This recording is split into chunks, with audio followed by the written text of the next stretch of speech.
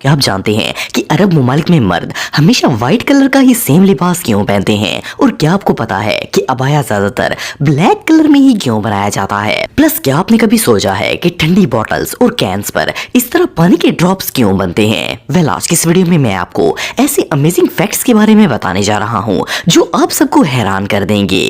तो शुरू करते हैं अपना काउंटडाउन। दोस्तों, हम सब डेली बेड्स पर सोते हैं। आप सबने नोट किया होगा कि दुनिया में जितनी भी बेड्स या चारपाइयां वगैरह बनाई जाती हैं वो हमेशा जमीन से उठी हुई होती हैं। लेकिन क्या आपने कभी सोचा है कि बेड्स हमेशा जमीन से ऊंचाई पर ही क्यों बनाए जाते हैं?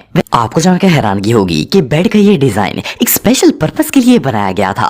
असल में पुराने जमाने में लोग जमीन पर बिस्तर बिछाकर सोया करते थे, लेकिन प्रॉब्लम ये थी कि सर्दी के मौसम में जमीन शदीद ठंडी होती थी और बिस्तर ठंडा हो जाता था। सो एंशिएंट इजिप्ट में लोगों ने बेड को जमीन से ऊंचा बनाना शुरू कर दिया। इससे ना सिर्फ बिस्तर गर्म रहता था बल्कि इन्हें साफ करना भी बहुत आसान था, क्योंकि जब बिस्तर जमीन पर लगाए जाते थे तो मिट्टी की वजह से वो बहुत ही जल्दी गंदे हो जाते थे। जब बेड्स को 4 पांव लगाकर इन्हें ऊंचा करना शुरू किया गया तो इससे सफाई भी आसान हो गई और लोग ठंड से भी बच गए। बेड्स बनाने का ये ट्रेडिशन एंशिएंट इजिप्ट में शुरू हुआ था और ये इतना यूजफुल था कि आहिस्ता आहिस्ता पूरी दुनिया में फैल गया। तब से लोग बेड्स को इसी तरह डिजाइन करते हैं। बहरहाल जो भी हो, ये आइडिया रियली जीनियस था।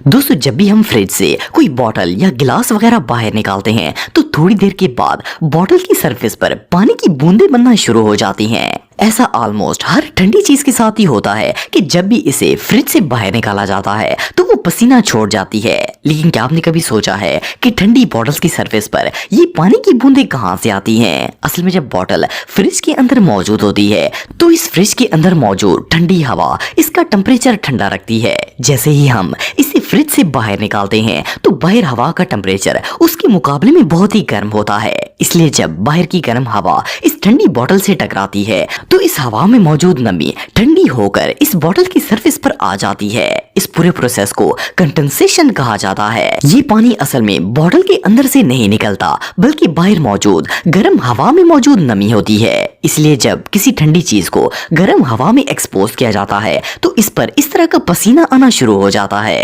एनीवे, जो भी हो, ये फैक्ट रियली बहुत इंटरेस्टिंग है। दोस्तों, हमारे यहाँ जितनी भी डिशेस बनाई जाती हैं इनमें से ऑलमोस्ट हर डिश में ही मिर्चों का इस्तेमाल किया जाता है। वैसे तो सारी मिर्चें ही काफी ज्यादा कड़वी होती हैं और आप सबने कई स्पाइसी खाने खाए होंगे, लेकिन क्या आपको पता है कि दुनिया की सबसे कड़वी मिर्च कौन सी है? वेल, ये जो अनयूजुअल चिल्ली आप देख रहे हैं इसका नाम कैलोरीना रेपर है। ये चिल्ली मोस्टली चाइना के अंदर उगाई जाती है। आपको जानकर हैरानगी होगी कि ये मिर्च इतनी कड़वी है कि अगर आप इसे ग्लव्स के बगैर डायरेक्ट हाथ में पकड़ते हैं तो आपका हाथ जलना शुरू हो जाता है। इवन के इस चिल्ली का नाम Guinness book of world record में भी दर्ज किया गया है। एक्सपर्ट्स के मुताबिक ये मिर्च आम चिल्ली के मुकाबले में 400 गुना ज्यादा कड़वी होती है। अगर इस चिल्ली को कच्चा खाने की कोशिश की जाए तो इंसान की मौत भी वाकया हो सकती है। मजे की बात यह है कि इस मिर्च का इस्तेमाल खाना पकाने के लिए नहीं किया जाता बल्कि पेन किलर्स की टैबलेट्स बनाने के लिए किया जाता है। ये मिर्चें दर्द खत्म करने में बहुत ही इफेक्टिव होती हैं, इसलिए इन्हें ऑलमोस्ट हर पेन किलर में इस्तेमाल किया जाता है। बहरहाल जो भी हो, इससे खतरनाक वेजिटेबल दुनिया में और कोई नहीं हो सकती। दोस्तों, वैसे तो पानी दुनिया की सबसे कॉमन चीज है और ये हर जगह पर ही पाया जाता है, लेकिन फिर भी इन्हें बॉटल्स में डालकर इस तरह सेल किया जाता है जैसे ये कोई बहुत ही यूनिक चीज हो। एनीवे, आप बिलीव नहीं करेंगे कि दुनिया में हर रोज 1.5 बिलियन से भी ज्यादा वाटर बॉटल्स बनाई जाती हैं। आप सबने नोट किया होगा कि हर प्रोडक्ट की तरह वाटर बॉटल्स पर भी एक्सपायरी डेट मौजूद होती है, लेकिन सोचने की बात यह है कि पानी तो कभी भी खराब नहीं होता, तो बॉटल्स पर एक्सपायरी डेट क्यों बनाई जाती है? वेल, आपको जानकर हैरानगी होगी कि वाटर बॉटल्स पर ये एक्सपायरी डेट पानी की नहीं बल्कि बॉटल की होती है। असल में पानी की बॉटल को जिस प्लास्टिक से बनाया जाता है वो वक्त गुजरने के साथ साथ खराब होना शुरू हो जाता है, जिससे वो पानी को गंदा कर देते हैं और पानी पीना नुकसान से खाली नहीं होता। इसलिए खास डेट के बाद वाटर बॉटल्स को इस्तेमाल नहीं किया जा सकता। ये रियली अनबिलीवेबल है। दोस्तों, अगर आप कभी किसी अरब कंट्री में गए हो या आपने दुबई वगैरह की वीडियोस देखी हो तो आप जानते होंगे कि इन ममालिक के अरब लोग हमेशा व्हाइट कंदोरा पहनते हैं। मजे की बात यह है कि ये सारे लोग डेली बेसिस पर एक जैसे कपड़े पहनते हैं और इन्हें वियर्ड भी नहीं लगता।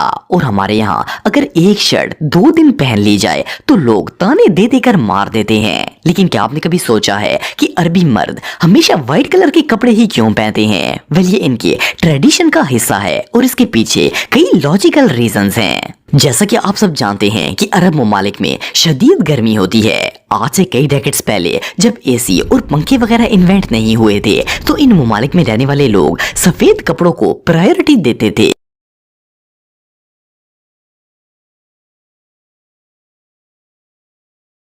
इसके अलावा कंदोरा काफी खुला होता है, इससे जिस्म तक गर्मी नहीं पहुंचती और हीट में भी इजीली सरवाइव किया जा सकता है। इसलिए पुराने दौर के लोग हमेशा व्हाइट कलर के कपड़े ही पहना करते थे।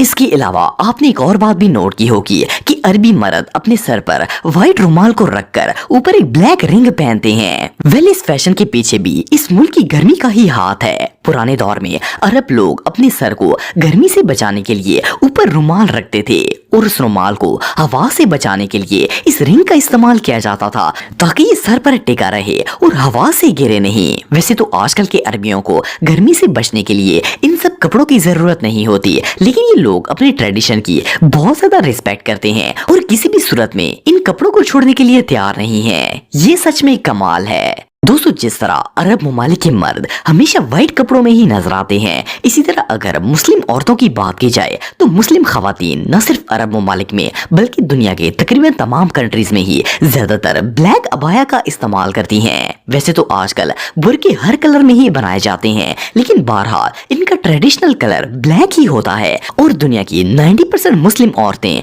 ब्लैक अबाया ही इस्तेमाल करती हैं। लेकिन क्या आपने कभी सोचा है कि अबाया का कलर हमेशा ब्लैक ही क्यों होता है? वेल, आपको जानकर हैरानगी होगी कि इस ब्लैक अबाया की शुरुआत सबसे पहले 8वीं सदी में मदीना मुनव्वरा के अंदर हुई थी। असल में 8th सेंचुरी में एक इराकी ताजर बहुत सारे बुर्के और स्कार्फ्स लेकर मदीने में बेचने के लिए आया था। उस वक्त ब्लैक कलर बहुत ही कम लोग इस्तेमाल करते थे, इसलिए इस ताजर का एक भी ब्लैक बुर्का सेल नहीं हुआ था। ये ताजर बहुत ही मायूस हुआ और इसने उस वक्त के इमाम दारमी रहमतुल्लाह अलैह को शिकायत की। इमाम दारमी रहमतुल्लाह अलैह ने इस ताजर की मदद की और इसके सारे ब्लैक गाउन्स फरोख्त हो गए। उस दौर में मदीने में कोई भी ऐसी औरत नहीं थी जिसके पास ब्लैक अबाया मौजूद ना था। ये ब्लैक गाउन ट्रेंड मदीने से शुरू हुआ था और पूरी दुनिया में फैल गया।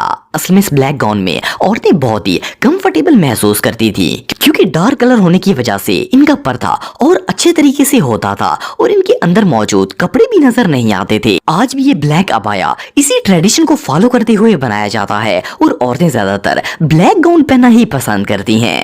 दोस्तों, आप सबने बहुत से ऐसे लोगों को देखा होगा जो कि कुदरती तौर पर गूंगे और बहरे होते हैं। वैसे तो ऐसे लोग बहुत ही कम देखने को मिलते हैं और शायद ही एक खानदान में कोई ऐसा शख्स मौजूद होगा जो कि गूंगा और बहरा हो। लेकिन क्या आपने कभी किसी ऐसे इलाके के बारे में सुना है जिसमें रहने वाला हर शख्स ही गूंगा और बहरा हो? वेल, सुनने में तो ये बात अजीब लगती है, पर इंडोनेशिया में एक ऐसा गाँव है जहाँ रहने वाला हर शख्स गूंगा और बहरा होता है।